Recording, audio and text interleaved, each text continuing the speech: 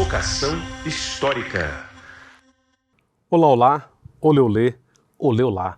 Está começando o meu convidado especial, mais um Provocação Histórica, ao vivo nos canais do Instituto Conhecimento Liberta, em todas as plataformas pós-pandêmicas e quase que pós-virtuais e transhumanas, num mundo, vocês sabem, invariavelmente cheio de guerras, massacres e genocídios.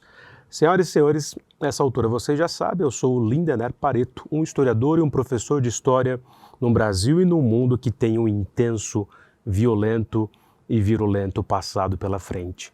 E é por isso que desde 2021 eu tenho aqui a tarefa e também a alegria e tantas vezes a tristeza, por que não, de apresentar o Provocação Histórica e os grandes debates que marcam a nossa condição trágica no mundo, num mundo invariavelmente cheio de guerras. E eu queria dizer a vocês que um dos temas fundamentais que a gente debateu aqui nos últimos 2 anos praticamente foi exatamente o tema que define o nosso tempo. O tema, a questão e a questão ética que define o nosso tempo, que é o massacre, o genocídio cometido pelo Estado de Israel contra o povo palestino, que não é de hoje, não é de 2023 só, mas remonta à própria história do pós-Segunda Guerra Mundial.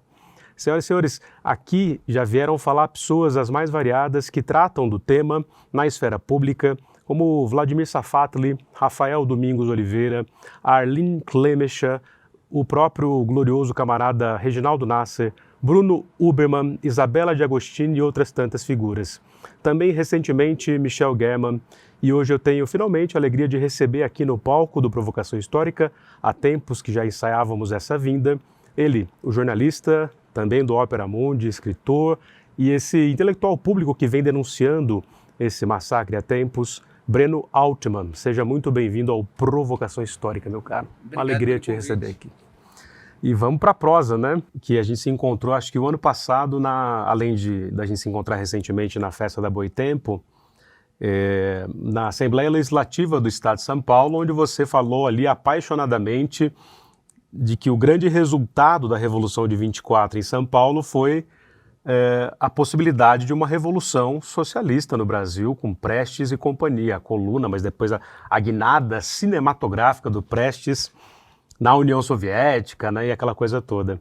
E aí eu fiquei lá ouvindo você, o Lincoln Seco e companhia, a Maria Clara Espada Castro, que estudou a Revolução.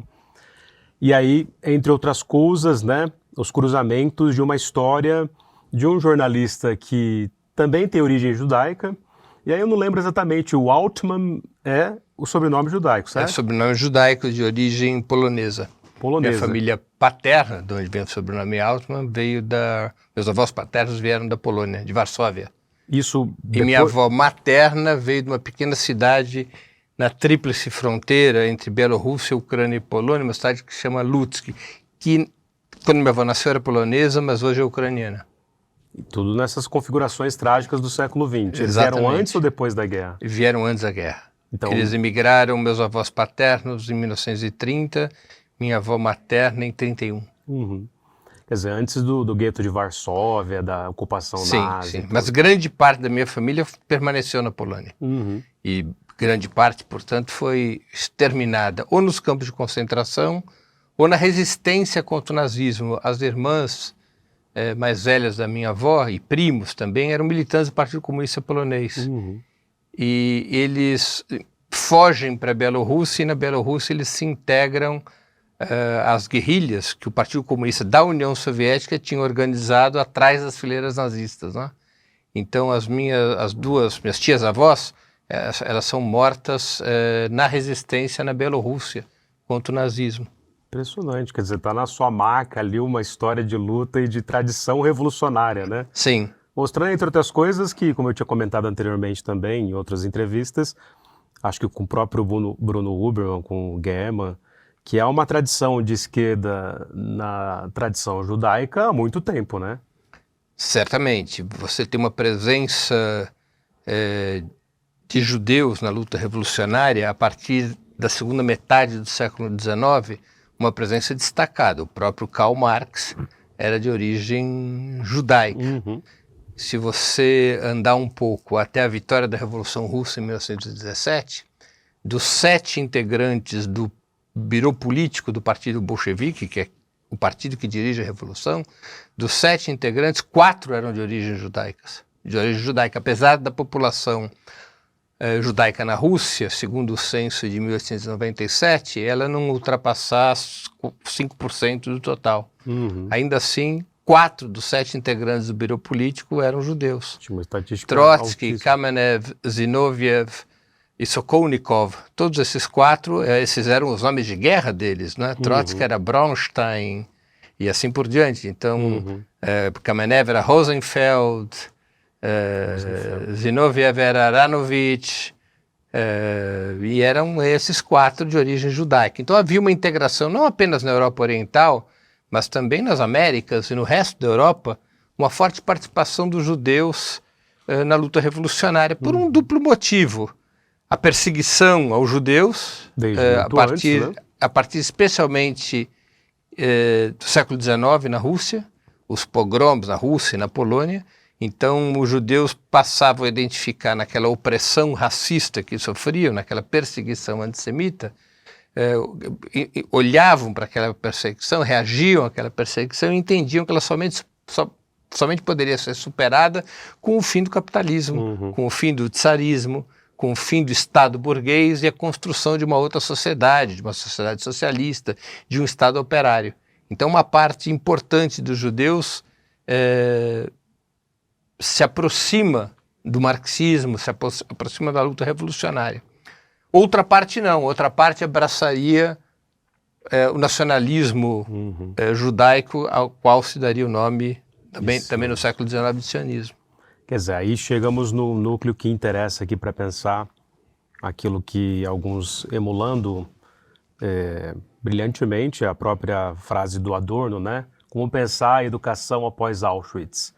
E aí, por muitas tragédias e ironias do destino, após Auschwitz, contra os judeus, e agora após Gaza, essa ofensiva quase final, no fim das contas, de uma outra solução final, eu diria, você também, certamente, que é após Gaza, né? Então, acho que vale para o nosso grande público, você como excelente professor que é, e jornalista, e estudioso disso tudo, até pela própria trajetória enquanto descendente, né? O que é o sionismo? E acho que, principalmente, né, nesse caso, foi com você que lá atrás eu ouvi a primeira vez que não existia sionismo de esquerda. Acho que muita gente, né, que aí começou a falar, como assim sionismo de esquerda? Isso não existe, é uma contradição em termos. Então acho que vale para o nosso grande público essa explicação, né? Olha, o sionismo é uma doutrina colonial e racista que surge no final do século XIX, o sionismo moderno, como uma resposta no seio do judaísmo à perseguição que os judeus sofriam na Europa, especialmente na Europa Oriental naquele momento. Não é? Então, ele é uma resposta baseada em 2 pilares. Um pilar de que os judeus deveriam constituir um Estado próprio, um Estado étnico, um Estado de supremacia judaica, porque os judeus não eram mais uma nacionalidade. Os judeus tinham deixado de ser uma nacionalidade nos primeiros anos da Era Comum, do que a gente chama da Era Cristã. Os judeus tinham se dispersado, primeiramente pela Europa e depois do século XV e XVI para outros continentes, e não eram mais uma nacionalidade. Portanto, quando se falava em Estado judeu, não estava se falando de um Estado nacional judaico, porque essa nacionalidade judaica não existia. Existia a etnia judaica, que é diferente de raça. Né? A etnia é uma construção cultural. Grande parte dos judeus nasceu, e seus ancestrais também nasceram na Europa, não nasceram no Oriente Médio, não nasceram no berço histórico do judaísmo. Mas é uma etnia no sentido da sua construção cultural e parcialmente religiosa. Nem todos os judeus são religiosos. Eu mesmo, minha família, é uma família de judeus seculares, sem vínculos com a religião, há bem umas 4 gerações, né? Desde o final do XIX. Desde o final do século XIX. Acho que no século XX, nenhum integrante da minha família tinha vínculos religiosos. Você pega grandes artistas ou grandes intelectuais tipo Marx, o próprio Freud, o próprio Woody Allen, né? Ele já todos eles são dessas gerações que foram rompendo. São judeus seculares. Então, o sionismo surge propondo a criação de um Estado judeu, de um Estado étnico. Mas com essa carga racista já com essa também? Carga de um estado de supremacia étnica. E decide construir esse estado étnico na Palestina, tendo como justificativa de que a Palestina era o lar original dos judeus, que é dali que os judeus haviam saído 1.800 anos antes, mais de 1.800 anos antes do surgimento do sionismo. Que Hobsbawm chama de uma invenção de tradição, né? Exatamente. Mais do que uma invenção de tradição, e Hobsbawm também era judeu. Total, né? Mais do que uma invenção de tradição, era uma invenção de nação e território. Uhum. E propunham construir esse Estado judeu na Palestina, sendo que a Palestina tinha uma expressiva maioria de origem árabe e de crença muçulmana.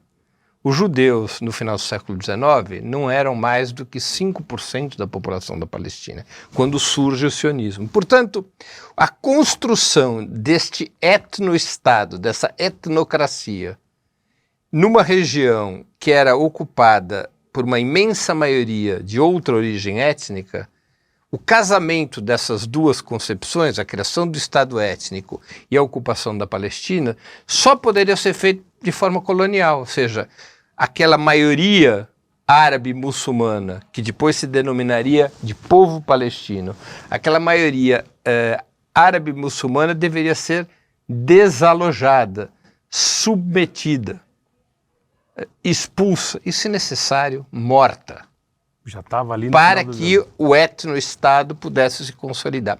Toda vez que você toma na história uma decisão colonial, e uma decisão colonial baseada em território e não em escravização ou utilização semi-escrava de mão de obra, toda vez que é este tipo de colonização, de tipo territorial, está embutido o gen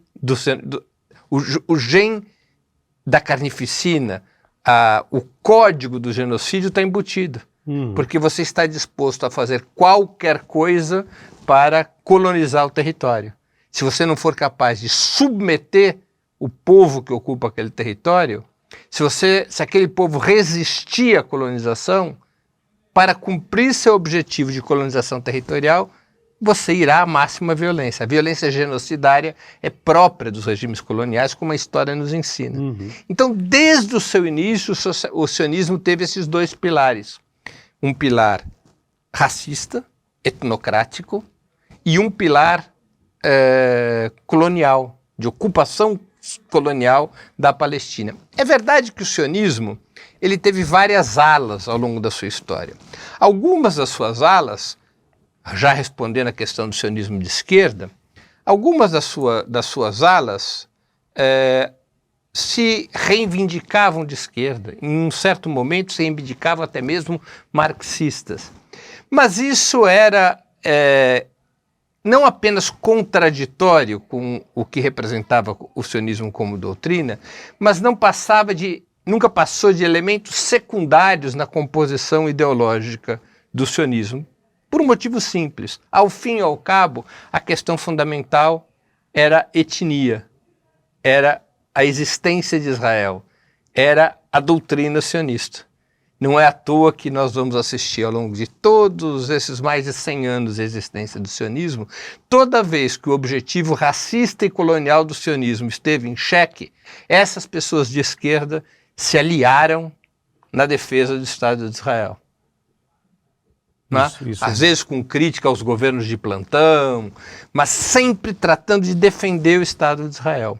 A versão mais recente desse tipo de concepção, ela embute uma pequena malandragem, que é assim, tudo isso está acontecendo por causa do governo Netanyahu. Como se o governo Netanyahu fosse um desvio de rota, um ponto fora da curva, como se o governo Netanyahu nada tivesse a ver com a história do sionismo, como se o governo Netanyahu tivesse traído o próprio sionismo. Essa é a maneira pela qual é apresentada, pela qual um setor pequeno, minoritário do sionismo tenta, digamos, limpar a sua imagem. Somos contra o governo Netanyahu. Esse setor chega até mesmo, mais recentemente, depois de muitos meses, chega até mesmo a reconhecer que há um genocídio na faixa de Gaza. Mas atribuem esses crimes contra a humanidade a um governo específico. O problema não é do sionismo, o problema é do governo Netanyahu. Enquanto que, a meu juízo, os fatos históricos comprovam já plenamente que o ovo da serpente esteve presente desde a fundação do sionismo. Nada do que está acontecendo agora pode surpreender. Está fora daqueles quadros de um nacionalismo do século XIX. É próprio dos regimes coloniais e racistas. O sionismo, inclusive, foi identificado durante 16 anos pelas Nações Unidas, Resolução 3379 de 1975, e essa resolução teve vigência até 1991, o sionismo foi identificado como uma forma de racismo e discriminação racial, comparável ao apartheid da África do Sul. Estava na resolução da Na ONU. resolução da ONU. Quando a União Soviética está nos seus estertores, os Estados Unidos conseguiram maioria para cancelar essa resolução. Mas durante 16 anos havia maioria na comunidade internacional para identificar o sionismo como o que ele é. Ou seja, uma doutrina colonial e racista que deu origem a um regime de apartheid semelhante ao da África do Sul. Semelhante ao da África do Sul. Não é à toa que, especialmente depois dos anos 60, houve muita identidade entre o regime sionista e o regime do apartheid da África do Sul. Quando governava Israel, o trabalhismo, e não a direita licudiana, a direita alá Netanyahu. Eram os trabalhistas, era a esquerda sionista que dirigia o Estado de Israel. Esses ministros? E eles eram, esse período começa nos anos 60 com Golda Meir, início dos anos 70 com Golda Meir, e evoluiria depois pelos governos, seja o governo de Yitzhak Rabin, o primeiro governo de Rabin e assim por diante. Eram governos trabalhistas que mantinham uma conexão muito estreita com a África do Sul. Depois isso continuaria também com os governos de direita. Em 1977, Begin conquista, ele era o principal líder do Likud, representando a ala direita, que eu prefiro chamar da ala radical, da ala extremista do sionismo. Utilizar a expressão esquerda e direita não tem cabimento em relação ao sionismo, não tem cabimento quando a gente está se referindo ao rigor científico. É igual ao nazismo. A gente se refere, o nazismo também tinha muitas alas, e o fascismo também tinha muitas alas. Como é que nós nos referimos a essas alas do nazismo? Como esquerda e direita do nazismo? Não, a gente se refere como a ala mais moderada ou a ala mais extremista do nazismo. A mesma coisa vale para o fascismo italiano. Então, o sionismo tem alas mais moderadas e alas mais extremistas. Uma ala mais moderada, liderada pelo Mapai, que depois vira Partido Trabalhista, os trabalhistas eram a ala mais moderada do sionismo e eles dirigiram a fundação do Estado de Israel. Os trabalhistas governaram ininterruptamente de 1948, com Ben-Gurion, até 1977. De 77 em diante, nós tivemos, na maior parte do tempo, governos da ala de uma das alas extremistas do sionismo, que é o Likud, um partido da direita sionista, se quisermos usar esse linguajar que paga tributo à Revolução Francesa, não é? Na maior parte do tempo, depois de 77, o Likud governa o país. O mais longevo primeiro-ministro da história de Israel é Benjamin Netanyahu. Ninguém governou Israel tanto tempo quanto ele. Ele já é primeiro-ministro há 21 ou 22 anos, embora não de forma contínua, não é? Embora não de forma contínua. Então, agora, essas alas do sionismo, as mais extremas ou as mais moderadas, elas se alinham pelo chamado consenso ideológico do sionismo. Qual é o consenso ideológico do sionismo? Número 1, a defesa da existência de um Estado de supremacia judaica. Número 2, o direito de colonização, em parte ou totalmente, da Palestina para construir ou para consolidar esse Estado. Esses dois princípios estabelecem o consenso ideológico do sionismo. Suas alas mais moderadas ou suas alas mais extremistas coincidem nesse consenso. Da mesma maneira em que você vai achar no marxismo diversas alas, mas há os princípios que determinam o que seria o consenso ideológico do marxismo. No caso do sionismo, entre suas alas mais extremadas e as mais moderadas, há este consenso, o do Estado supremacista e o da colonização da Palestina, embora possam divergir tanto no que diz respeito ao Estado étnico, quanto no que diz respeito à colonização da Palestina, essas alas diferem em graus de intensidade e estratégias para a conquista desses objetivos. Mas eles coincidem nesse consenso ideológico. E esse consenso ideológico só podia dar em Netanyahu. Isso aqui era os judeus antisionistas, ou aquelas pessoas que acompanham e estudam o sionismo desde o início do século XX, já sabiam que ia dar nisso. Isso não é uma novidade. Isso é uma previsão absolutamente baseada em análise científica. Porque esta é a tendência dos regimes racistas e coloniais. Eles obrigatoriamente se transformam em regimes violentos. Porque como é que você consegue manter uma situação de opressão racial e de colonização sem a violência? Não há exemplo na história. Não há mecanismos de consenso para manter um povo subjugado como raça inferior. O único instrumento possível é a violência. Ou o principal instrumento é a violência. Está lá no Fanon, né? Está no Fanon, e muito antes do Fanon está em todos aqueles que estudaram a família das doutrinas nacional-chauvinistas que emergem no século XIX. O sionismo nada tem a ver com o combate ao antissemitismo. Isso, porque isso acho que é o que deixa a coisa obnublada, né? Quer dizer, ao mesmo tempo que o sionismo é essa doutrina nacionalista e racista, aliás, inclusive pedi aqui para a Voz de Minha Alma colocar no chat e na tela o livro que o nosso caro Breno Altman lançou pela Alameda, que é contra o sionismo, né? Essa doutrina racial e supremacista, que é essa coisa então, e nós historiadores sabemos, né? Quer dizer, uma coisa é o sionismo com sua trajetória desde o século XIX. Outra coisa é o antissemitismo de longa data e que se configura no mundo europeu e com o nazismo no Holocausto. Como que isso influencia até hoje, inclusive, as próprias análises, deixa todo mundo confuso porque acha que uma crítica ao sionismo, e é esse projeto que você acabou de narrar aqui, com todas as letras, confundem isso com antissemitismo. Olha, nós temos que separar bem essas duas situações.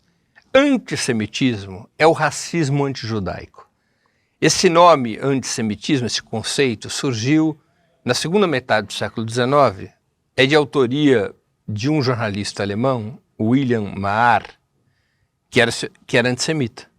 Mas ele queria dar ares científicos ao ódio contra os judeus. O clássico do século XIX, né? Claro, o clássico positivista da segunda metade do século XIX. Então ele buscou dar ares de ciência a respeito da perseguição aos judeus. E ele cunha o termo antissemita para isso. Semita não tem a ver com nacionalidade nem com etnia, tem a ver com idioma. Existe uma família que é a família dos idiomas semíticos ou dos idiomas semitas. Desta família de idiomas semíticos, somente dois desses idiomas permanecem vivos, outros todos já morreram, como o aramaico. Permanece vivo o árabe e o hebraico, embora o hebraico que seja falado hoje não seja o hebraico clássico da origem semita, é um hebraico reinventado. Mas, de toda maneira, o hebraico e o árabe pertencem à família dos idiomas semitas. No entanto, William Maher não tinha no seu horizonte a questão árabe ou palestina, ele queria criar uma ciência contra os judeus, e ele deu o nome a isso de antissemitismo. Desde então, se convenciona a aceitar a categoria antissemitismo como a denominação do racismo antijudaico. É um racismo brutal, um racismo inaceitável e que no seu apogeu levou ao Holocausto. Outra coisa completamente diferente é o sionismo e, portanto, o antisionismo. O sionismo não passa de uma corrente ideológica do judaísmo. Ele não é a identidade do povo judeu. Vamos aqui fazer uma comparação histórica. O sionismo está para os judeus como o nazismo para os alemães ou o fascismo para os italianos. Ser contra os nazistas não era ser contra os alemães nos anos 20 e 30 do século passado. Ser contra o fascismo não era ser contra os italianos nos anos 20 e 30 ou 40 do século passado. E ser contra os sionistas e o sionismo não é ser contra o judaísmo. O sionismo é apenas uma corrente ideológica do judaísmo, uma corrente colonial e racista. Não apenas o sionismo pode ser combatido sem que isso represente antissemitismo, como o sionismo deve ser combatido, porque é uma das correntes ideológicas mais inescrupulosas do nosso tempo, mais letais do nosso tempo, mais supremacistas do nosso tempo. O sionismo pertence à família das doutrinas nacional-chauvinistas. Ele não é a mesma coisa, mas ele está na mesma família do fascismo, do nazismo e das outras doutrinas nacional-chauvinistas que surgiram especialmente entre o século XIX e o século XX. Né? O sionismo tampouco é uma resposta antagônica ao antissemitismo. Na maior parte da sua história, até a Segunda Guerra, o sionismo se aproveitou do antissemitismo. O antissemitismo foi funcional para o sionismo. Porque qual era o projeto do sionismo? Criar um Estado étnico e criar esse Estado étnico na Palestina. Do que dependia o sionismo para esse projeto emplacar? Que judeus fossem expulsos de onde viviam e convencidos a emigrar para a Palestina. Sem isso, não haveria o Estado judeu. Por isso que a Hannah Arendt, quando vai lá no julgamento do Eichmann, fala de um certo colaboracionismo sem o qual seria impossível. Claro. Isso e ela foi massacrada. E isso está explícito em fontes primárias. Se você lê os diários de Theodor Herzl é o patriarca do sionismo. É o seu fundador. Não é? Ele vivia na Alemanha. Ele era austro-húngaro, ele nasceu em Viena. E depois virou um vendedor das suas ideias pela Europa, né? Theodor Herzl escreveu um livro importante, que é o livro fundacional do sionismo, que é o Estado Judeu, e ele também escreveu seus diários. Nos seus diários ele confessa abertamente: hoje compreendo melhor o antissemitismo. Nós não devemos nos voltar contra o antissemitismo, nós devemos aprender com o antissemitismo, porque o antissemitismo estabeleceu um conjunto de regras para defender os direitos das raças, assim ele tratava, das raças que o incorporaram como conceito. Nós precisamos aprender a fazer o mesmo. Theodor Herzl tinha relações com o ministro do interior da Rússia czarista, que organizava os pogroms contra os judeus, e buscou negociar que, ao invés de pogroms que levassem judeus à morte, que a Rússia expulsasse esses judeus para que eles fossem para a Palestina. Ele articulou tudo isso. O sionismo teve uma farta história de colaboracionismo com o nazismo. Aliás, é o tema de um novo livro que eu estou preparando, as relações entre sionismo, nazismo e extrema-direita. Uma relação de colaboracionismo. Vou te dar um exemplo que é o principal desses exemplos. Em 1933, Hitler já tinha chegado ao governo e logo se tornaria Führer, o ditador da Alemanha. Em 1933, a Federação Sionista da Alemanha assina um pacto com o governo de Hitler. O pacto se chamou Acordo Havará. Havará é uma palavra em hebraico para transferência.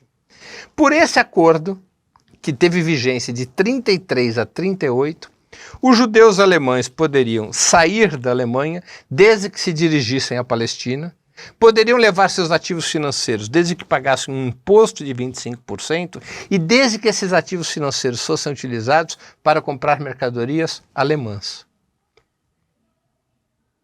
Cerca de 60 mil judeus foram para a Palestina, levando o que hoje equivaleria a 1,8 bilhão de dólares, que é um recurso que foi usado para a construção do Estado de Israel. Isso ali a partir de 33? 33, com Hitler no governo. De 33 a 38, a política de Hitler para a questão judaica teve 3 etapas. Né? Uma de 33 a 38, que era da limpeza étnica. Hitler queria se ver livre dos judeus. Houve uma segunda etapa, de 38 a 41, que Hitler escraviza os judeus e outras minorias como mão de obra para ajudar a economia alemã a se preparar para a guerra que se aproximava. E houve finalmente a terceira etapa, depois de 41, depois da Conferência de Wannsee, que foi a solução final, a liquidação dos judeus e de outras minorias.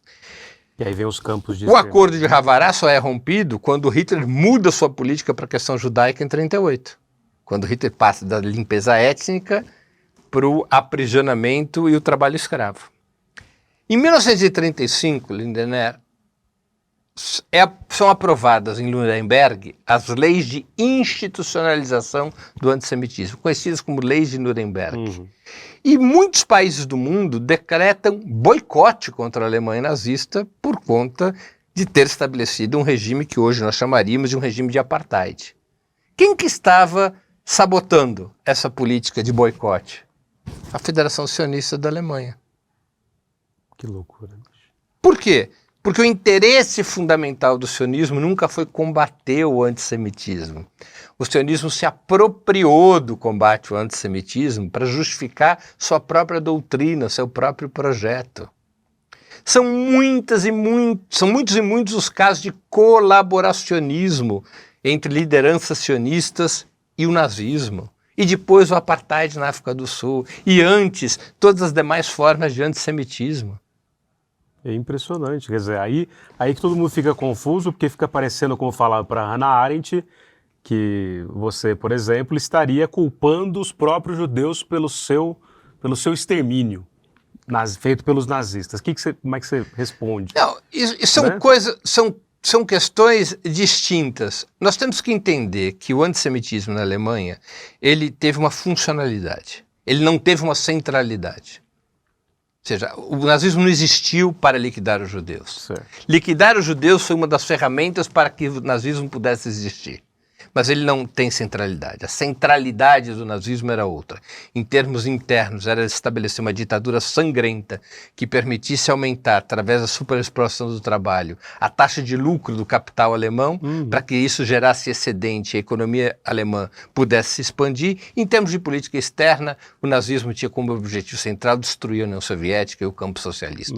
Isso que é o nazismo. É a primeira premissa. Essa é a premissa do nazismo. Os interesses do grande capital e a destruição da União Soviética. Com apoio, inclusive, da Grã-Bretanha. Claro, numa etapa inicial, ao menos, sim. Bom, agora, por que era funcional o antissemitismo para a Alemanha? Porque isso reforçava o nacionalismo alemão. O nacionalismo alemão ele tinha características racistas. Era o nacionalismo carregado da defesa da supremacia ariana.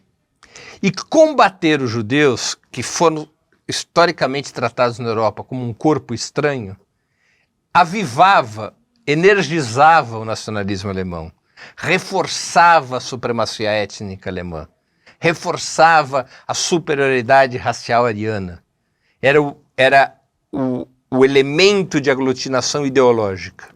Embora ele não fosse a centralidade do nazismo, ele tinha essa funcionalidade. Como hoje tem para a direita moderna, o combate aos imigrantes, que já não são mais judeus, agora são imigrantes, na sua maioria, de origem muçulmana, especialmente na Europa. Tá? Tem a mesma funcionalidade. Ou seja, através da luta contra os imigrantes, a direita reforça o seu nacionalismo xenófobo, o seu nacional-chauvinismo. Para isso que serviu o antissemitismo na Alemanha. Tá? Agora, o sionismo se apropria disso, o sionismo se apropria do próprio Holocausto. As forças principais do sionismo tiveram pouquíssima participação no combate ao nazismo. A Federação Sionista Alemã se recusou a juntar forças para impedir a ascensão de Hitler. O Congresso, o terceiro Congresso, agora me foge o número, mas o Congresso da Organização Mundial Sionista de 1936 recusa uma moção que declarava o nazismo inimigo dos judeus, inimigo dos sionistas. Recusa uma moção, porque o sionismo não nasceu para enfrentar o antissemitismo. O sionismo nasceu como uma doutrina que defendia um projeto encabeçado pela burguesia judaica da Europa. O principal financiador do sionismo era o barão de Rothschild, então ele. O homem mais rico do mundo. Banqueiro e não só isso, por que ele tinha um interesse específico no Oriente Médio? Ele era um dos grandes exploradores de petróleo de Baku, no Azerbaijão. E ele já explorava a potencialidade petroleira do Irã. E, portanto, tem incidência no Oriente Médio no momento em que o Oriente Médio, com exceção do Irã, está controlado pelo Império Turco-Otomano, e até 1918 o Oriente Médio fazia parte das fronteiras coloniais do Império Turco-Otomano, tem uma cabeça de ponte no Oriente Médio, Ter um Estado no Oriente Médio, ter uma pata no Oriente Médio, era importante para a estratégia de Rothschild, além de um grande negócio. Sim. Além de um grande negócio. Impressionante. Não, as conexões Isso com os também Estados era o Unidos. interesse do Império Britânico, desestabilizar o Império Turco-Otomano. E o que acaba acontecendo, porque na Primeira Guerra Mundial, a coalizão franco-britânica derrota a coalizão entre o Império Prussiano e o Império Austro-Húngaro, que tinha como um terceiro aliado o Império Turco-Otomano. O Império Turco-Otomano se dissolve em 1918 e o Reino Unido passa a ter o controle colonial, o mandato colonial sobre a Palestina, de 1918 até 1948. Por isso que a Declaração de Balfour é dessa época? Claro, de 1917. Então está vinculado aos sionistas O que é a Declaração de Balfour? A Declaração de Balfour é uma declaração do chanceler britânico, através de uma carta, a Rothschild. Ele não escreve a uma entidade ou a um movimento, ele escreve a Rothschild. Então o sionismo é um projeto da burguesia judaica para construir um Estado étnico na Palestina, tentando atrair para si a simpatia de todos aqueles que repudiavam o antissemitismo, tentando atrair para si o apoio judaico através do nacionalismo e do casamento do nacionalismo com a religião, porque tem o elemento religioso que passa a ser importante nesse momento, para constituir um Estado que fizesse parte dos blocos imperialistas. Antes da guerra, o bloco liderado pela Grã-Bretanha; depois da Segunda Guerra, o sistema imperialista liderado pelos Estados Unidos. Então, desde a sua origem, o sionismo teve essas características. Não é? Eu volto a uma questão anterior tua. Por essas razões, é simplesmente inaceitável, pelo rigor científico, aceitar que exista um sionismo de esquerda. Da mesma maneira que não existe fascismo de esquerda, não existe nazismo de esquerda. Eu reconheço que existem pessoas de esquerda que são sionistas. Por exemplo, judeus brasileiros, que aqui no Brasil têm uma posição mais ou menos de esquerda, mas no que diz respeito a Israel, obedecem os paradigmas do sionismo. Mas naquilo que nós estamos debatendo, que é a inserção dessas pessoas no mundo sionista, não existe sionismo de esquerda. Pode até existir esquerda sionista, não é a mesma coisa. Se a gente usar a palavra esquerda para dizer o setor mais moderado do sionismo é a sua esquerda, o setor mais radical é a sua direita. Aí, não com rigor científico, mas, digamos, numa linguagem coloquial, eu até acho razoável. Agora, e o caso do Ofer Kassif?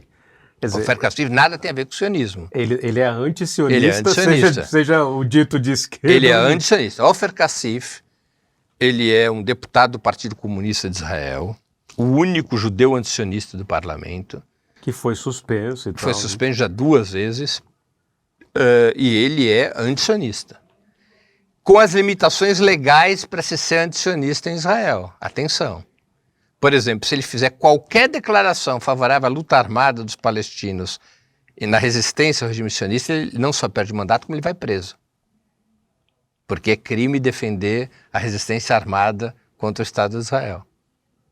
Ele não pode propor a dissolução do regime sionista, porque isso pode ser interpretado também como uma violação das leis básicas de Israel. Então ele tem limitações legais.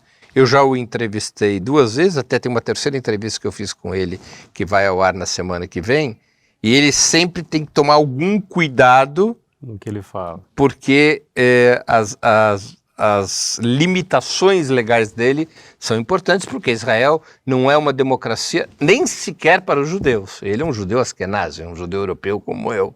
Né? Então Israel, quando muito, poderia ser considerada uma democracia liberal étnica, uma democracia só para os judeus, mas até mesmo para os judeus ela já deixou de ser. Né? O grau de repressão é brutal, o grau de violação das liberdades é brutal. Ou seja, Israel caminha naturalmente para um regime de tipo fascista.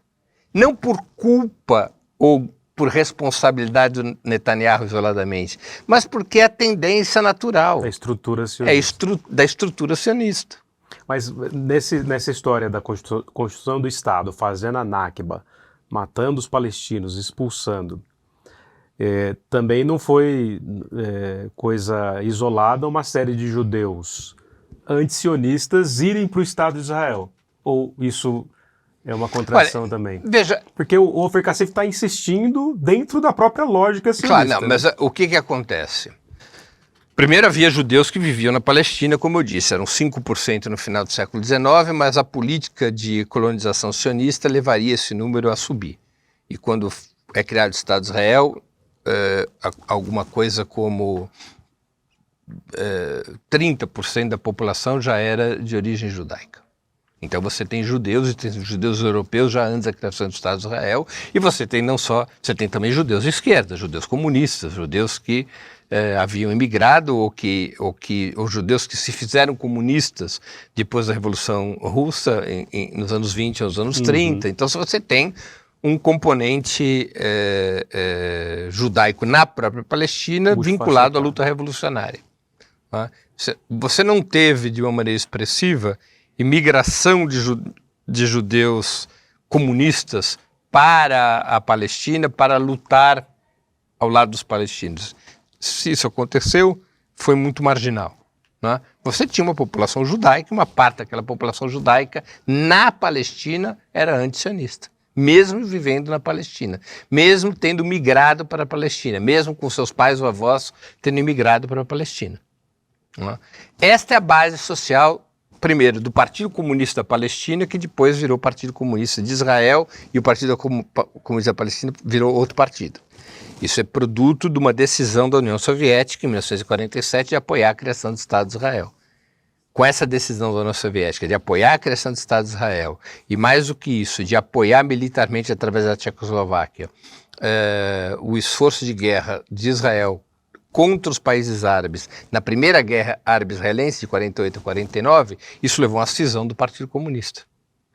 O setor palestino do Partido Comunista se dissociou do setor judeu do Partido Comunista.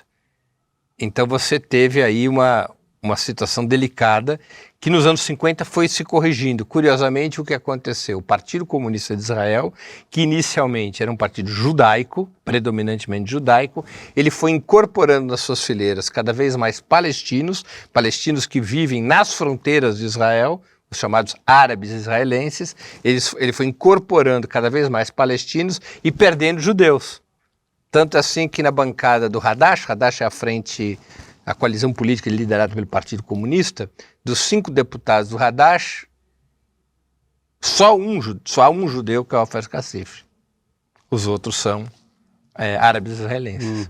Né? Então houve uma mudança na medida em que a política do Partido Comunista e a política da União Soviética, porque uma coisa está muito associada à outra, a partir dos anos de 1952, 53, a União Soviética passa a ter uma política cada vez mais de crítica e depois de ruptura com o regime sionista. Isso empurraria o Partido Comunista a uma posição claramente antisionista e ele começaria a ter uma quantidade maior de filiados palestinos do que de filiados judeus. Né? Então, esse é o desenho do Partido Comunista Palestino. É um dos lugares o lugar mais difícil do mundo de ser judeu antisionista, é Israel. E aí ele vive os perrengues todos que aparecem ali. Ele é visto pela elite sionista como um traidor. Era visto assim. É visto assim pela extrema-direita sionista, era visto assim pelo trabalhismo, era visto assim pelo Meretz, que é a esquerda sionista, a dita esquerda sionista. Claro, houve momentos, que são os momentos em que o governo de Israel é assumido pela extrema-direita, como é o caso atual, em que há pontos de contato, ações unitárias, tentativa de construir frentes específicas entre os antisionistas, os palestinos que vivem em Israel, os árabes israelenses, e pedaços da esquerda sionista. Né? Se busca construir coalizões. O próprio Partido Comunista não é avesso a isso, propõe isso. Agora, a esquerda sionista está muito enfraquecida em Israel, muito enfraquecida. O Partido Trabalhista, agora ele se fundiu com o Meretz, né? Eles têm menos deputados que o Partido Comunista, embora já tenham governado o país por décadas. Perderam espaço brutal. Perderam.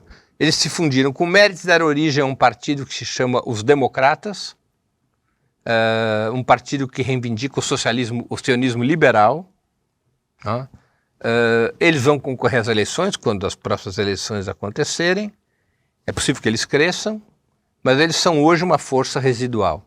Eles não são sequer a principal força de oposição a Netanyahu no campo do sionismo. Hoje, no campo do sionismo, a principal força de oposição a Netanyahu é dirigida por Benny Gantz, que teve no gabinete de guerra de Netanyahu até outro dia, que apoia o genocídio contra o povo palestino, né, que apoia a política expansionista de Netanyahu, tem diferenças pontuais, diferenças táticas, e é a principal oposição no campo sionista a Netanyahu.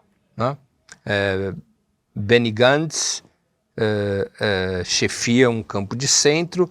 A maior parte dos integrantes desse campo de centro hoje vieram do próprio Likud, do partido de Netanyahu. O que eles não gostam é da aliança de Netanyahu com a extremíssima direita sionista, com os partidos religiosos, então eles têm problemas com essa. E isso fez com que vários deles rompessem com o Likud nos últimos anos e integram esse campo de oposição sionista. A chamada esquerda sionista hoje é uma força residual. Mas aí, entendendo essa esquerda sionista exatamente como parte da própria moeda sionista. Claro, porque eles não conseguem romper com o sionismo. Não é? Há um conjunto de questões que devem ser feitas aos sionistas, aos ditos sionistas de esquerda, entre muitas aspas, quando eles finalmente aceitam que há, genocídio na faixa de Gaza. Vocês são favoráveis ao boicote contra o regime sionista? Ao boicote, a chamada política do BDS, boicote, desinvestimento e sanção? Qual a resposta que eles dão? Vocês são favoráveis à resistência palestina? Os palestinos têm direito a resistir a um regime violento, recorrendo à violência, como é chancelado pelas Nações Unidas, Resolução 3303 de 1973 das Nações Unidas, que se referia ao caso da resistência armada ao colonialismo português na África e também atendia à situação palestina, que é os povos submetidos ao jugo colonial têm o direito de recorrer a todas as formas de luta, incluindo a luta armada. Isso está em resolução da ONU, que nunca foi cancelada essa resolução. Está lá, né? Então, esses ditos sionistas de esquerda aceitam o direito do povo palestino à luta armada contra o colonialismo sionista? Vão dizer que não. Não é? Então, é uma mudança de posição que alguns setores da esquerda sionista têm adotado, que não é ruim que adotem, que passem depois de 19 meses mal, né? a reconhecer que há genocídio. Mas é necessário entender que isto é um remake, ou seja, é uma tentativa de salvar a própria pele do sionismo, colocando toda a responsabilidade no colo de Netanyahu. No colo de Netanyahu. Não na estrutura histórica desse nacionalismo. Não há uma ruptura com esta tradição sionista, não há uma ruptura com as raízes dessa situação. Não é? É uma crítica restrita ao governo Netanyahu. Ela se restringe ao governo Netanyahu. Ô, Breno. Ela não é uma crítica estrutural.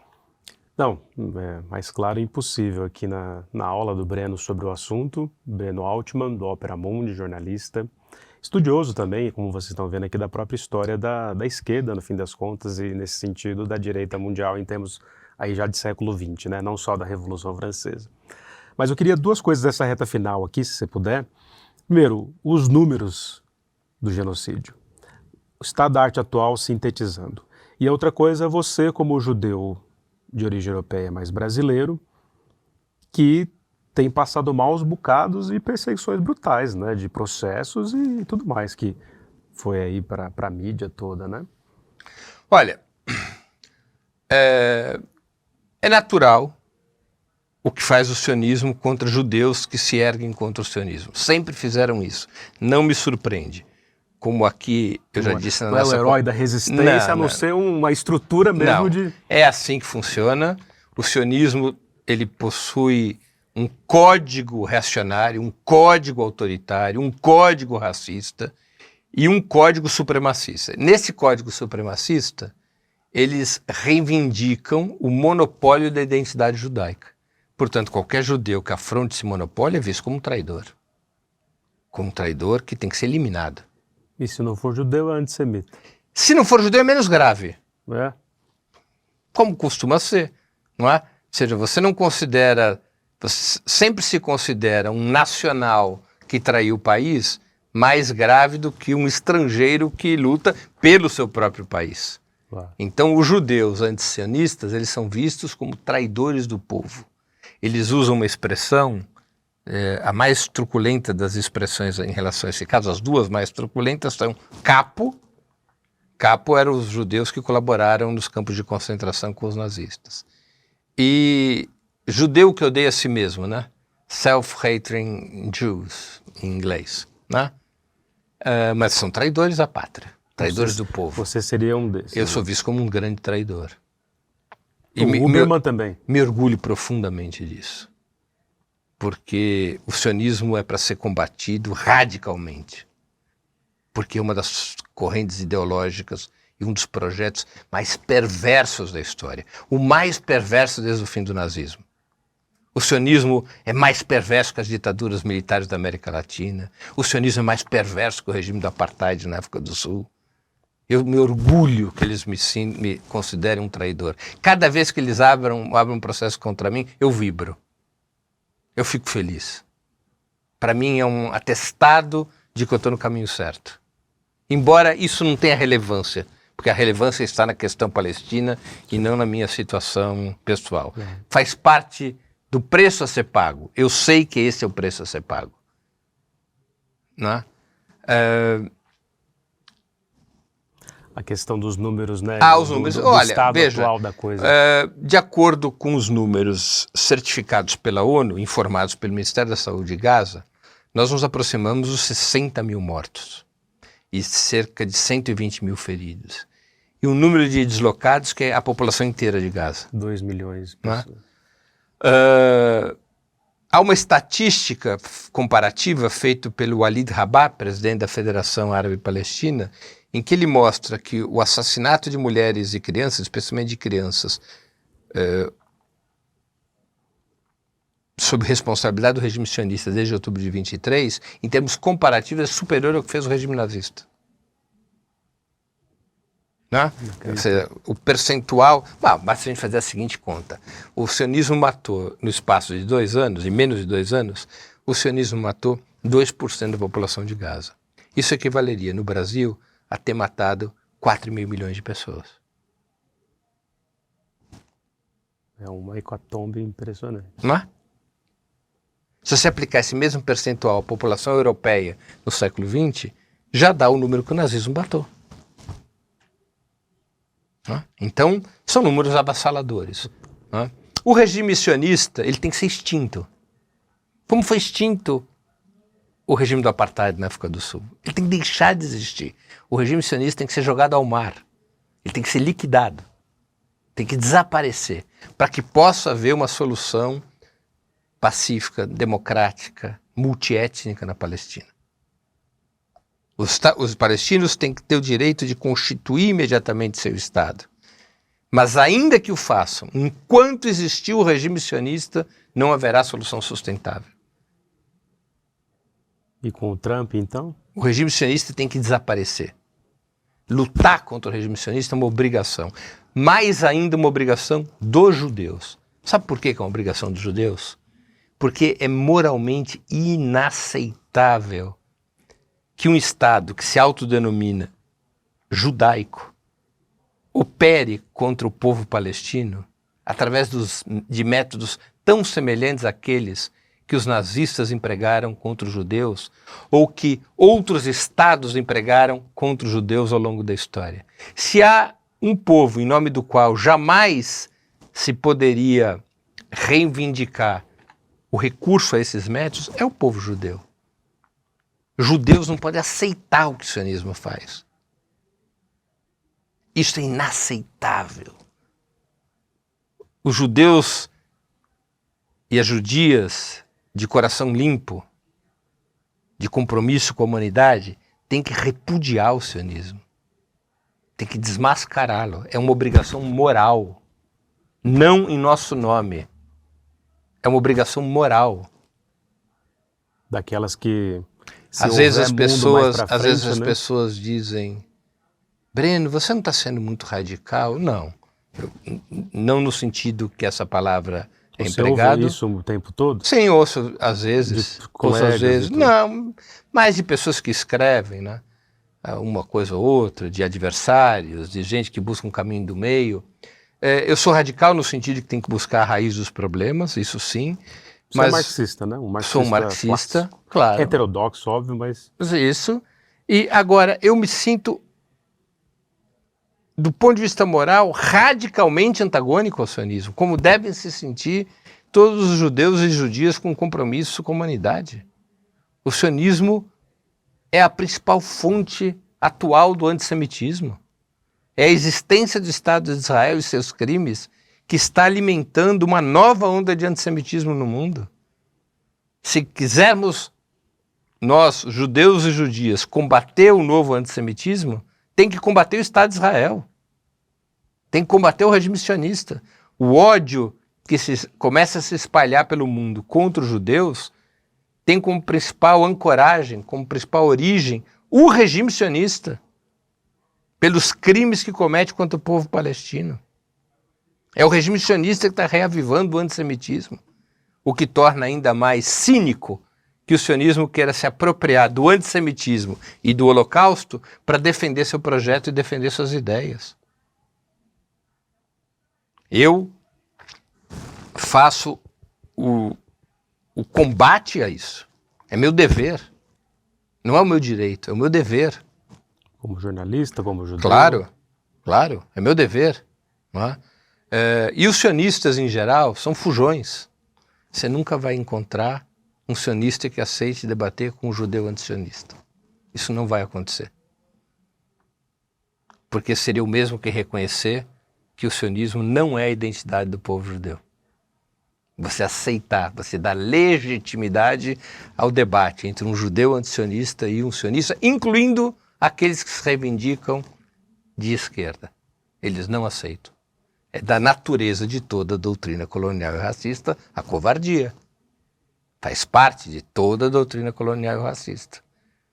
Eu várias vezes já desafiei a esses sionistas, incluindo os sionistas de esquerda, a um debate público para que a opinião pública em geral possa entender esse debate melhor. Mas jamais aceitam. Nunca aceitaram um debate. Jamais aceitam.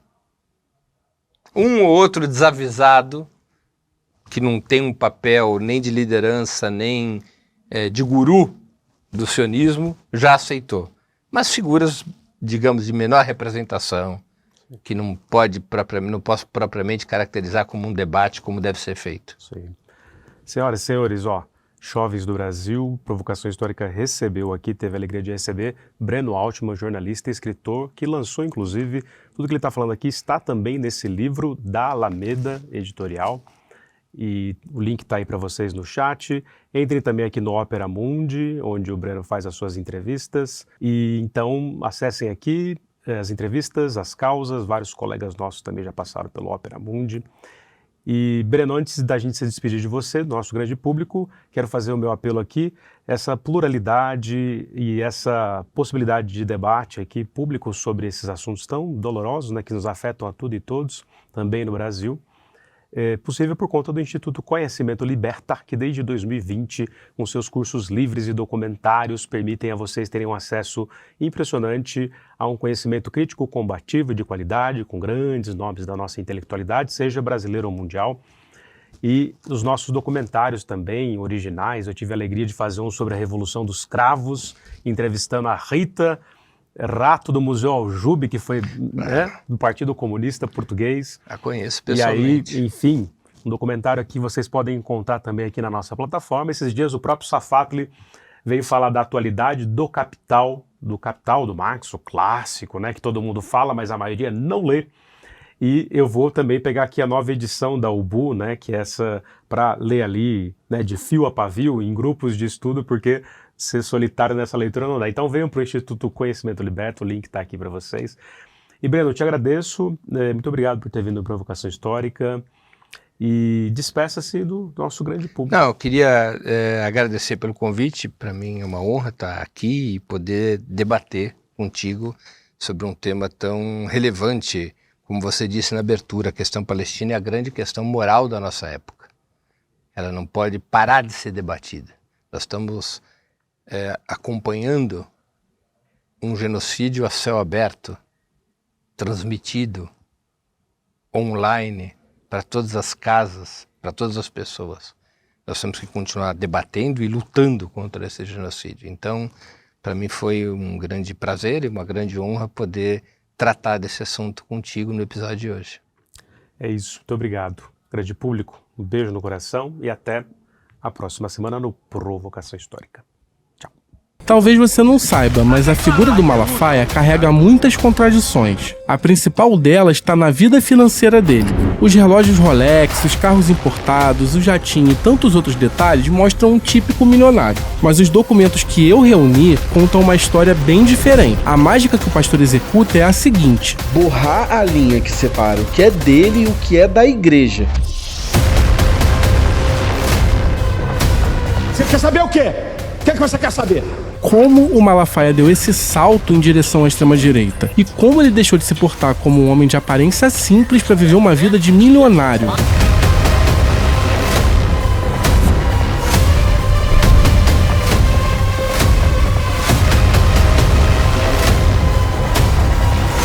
Posso cravar isso por causa de um outro documento que permanecia escondido até hoje, e eu vou revelar para você com exclusividade. Não faz isso não, cara. Entender quem Silas Malafaia é de verdade. Vocês estão com informação aí que eu tô até admirado. Olha só, eu aqui no reino dos livros.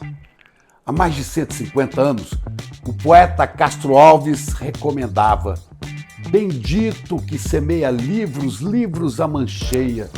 O livro caindo na alma é germe que faz a palma, é chuva que faz o mar do conhecimento. O conhecimento que liberta. ICL, Instituto Conhecimento Liberta. E agora a gente tem uma lojinha de livros para você. Livros à mancheia. Livros de alta qualidade que te ajudam a pensar. Venha buscar os nossos livros agora, abrindo a nossa lojinha de livros, souicl.com.br. Vamos pegar os livros à mancheia.